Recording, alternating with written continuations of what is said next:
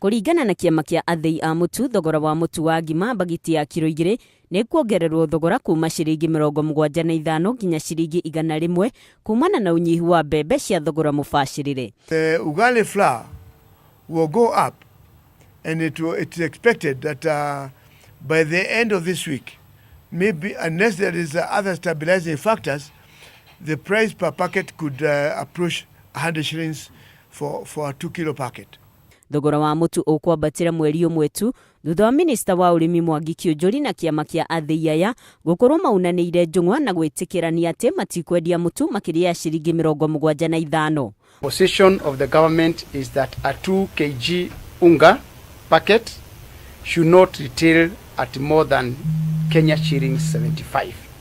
That is 75 shillings. We shall from today sell our unga at wholesale prices for not more than 800 shillings per bill. Marina giikaro na andiki a mohoro ATHII maugite ikonia ria mbembe ria kilo 90 makoretwo makienderio thogora wa ciringi 2,300 guku mucii wa Nairobi, undu uria ucungereirie thogora wa mutu wa mbatire. Farmers are doing this to trade. But you had agreed. We had agreed, but we cannot sustain that price. That time it was between 14 and 1,600. You have taken about not about ton. No. Understand me, my friend. When we were doing it with the CS, I was there. We had agreed because as at that time, the prices were between 14 and 16. We said it's okay. I think as millers we can be able to sell at 75. But now it has shot from 14 to almost 2,000, 2,300.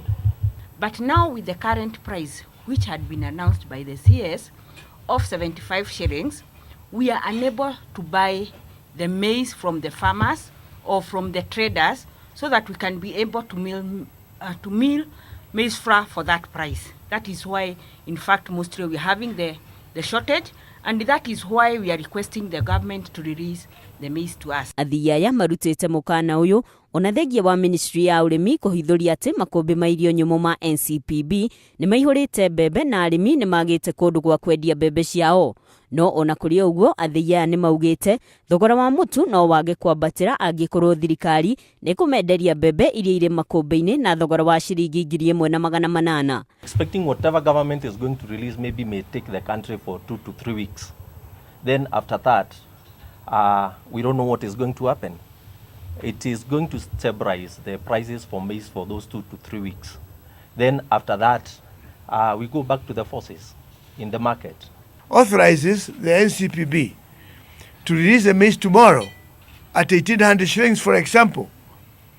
The price will stabilize the maize in the market, and the ugali flour will also stabilize. Thogora wa mutu utanyitwo kwambatira riri a Kenya aige mahatiririkite ni kwambatira kwa thogora wa muturire. Nungari wa Mbui, Njata TV.